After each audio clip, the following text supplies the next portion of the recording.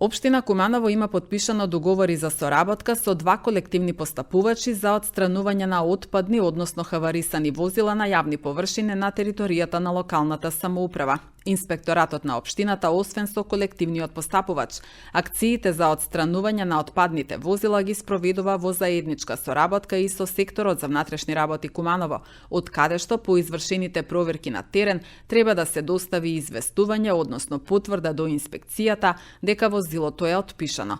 Според член 7 од Законот за управување со дополнителни текови на отпад, отпадно возило е возило чија што употребна функција престанала и кое крајниот корисник го исфрла, има намера да го исфрли или од него се бара да го исфрли, вклучувајќи ги и сите негови составни делови и материјали кои во моментот на исфрлање представуваат дел од отпадно возило.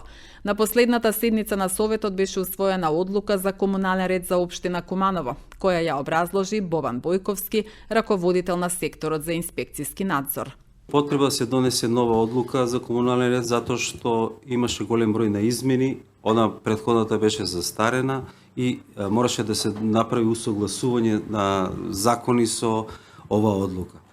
Затоа тука ние вметнавме неколку сегменти, посебно за хаварисани возила, кои што не беше дефинирано претходното. Во меѓувреме, согласно закон за управување со посебни текови на отпад, кој беше донесен пред 2 години, сега имаме колективни постапувачи на ваков вид на отпад, што значи директно они извршители што хаварисани возила ќе ги однесат на во отпади, односно таму ќе се направи рециклирање на ваков вид на отпад. Досега тие ги немавме и ние можевме да спроведеме акција, активност и повторно да ги ставаме на некоја површина и да правиме депонија, од едно место депонија на друго место. Ова беше извршно и затоа тука ние ги дефиниравме сите чекори и мислам дека јасно е тука дека во ова конкретно за хаварисани возила многу битни се и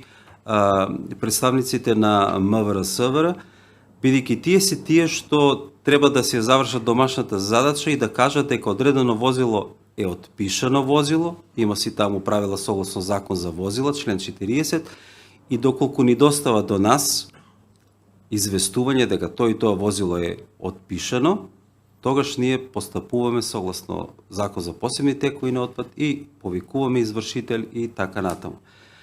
И тука исто е кажано дека хаварисано возило е на сметка на наша сметка, значи да се префрли од едно место и таму. Значи оние нема да имаат собствениците некоја импликација, значи финансиска. И повторно ние сега донесуваме една рамка, како што дискутиравме, законска рамка, но проблемот воопшто во инспекцијски служби е, зборувам на ниво на Македонија, за сите инспекцијски служби се извршни решенија. Тоа го нотира и кога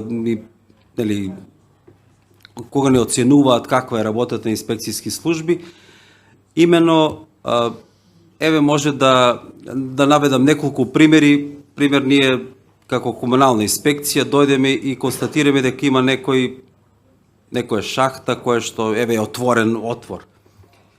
И доколку не го знаеме сторителот, а најчесто тоа се случува во ноќните часови за било што, ние можеме да напишеме само записник еден лице и тоа ништо не им значи на граѓаните.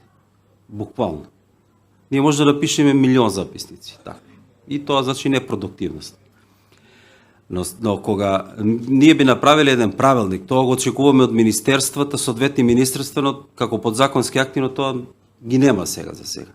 Доколку ние се одлучиме како совет тоа да го направиме, ќе дадеме една моќна алатка, значи на сите инспекцијски служби, што значи дека ако имаме познат сторител, ние не само тоа што ќе му напишеме согласно закон за инспекцијски надзор, мора да му дадеме рок да ја среди таа одредена неправилност, но доколку и тоа не сака да го стори, бидејќи казните за комунална инспекција 40 евра за физички лица. Но тогаш настапува на извршно решение. Со фирма, компанија, ќе се реализира тоа таа неправилност и трошковник ќе се даде на оној што го направил тоа. И мислам дека тука е главниот бенефит за граѓаните. Дефинитивно не само дека треба во службен гласник, туку треба транспарентно да се каже ова смееме, ова не смееме како граѓани на општина Куманово, затоа што со ова одлука се однесува пред се на граѓаните кои имаат индивидуални стамбени објекти, па потоа кои живеат во колективни стамбени објекти, потоа за јавните предпријатија, за јавните служби, за општина кои се сите надлежности, значи се споено во едно.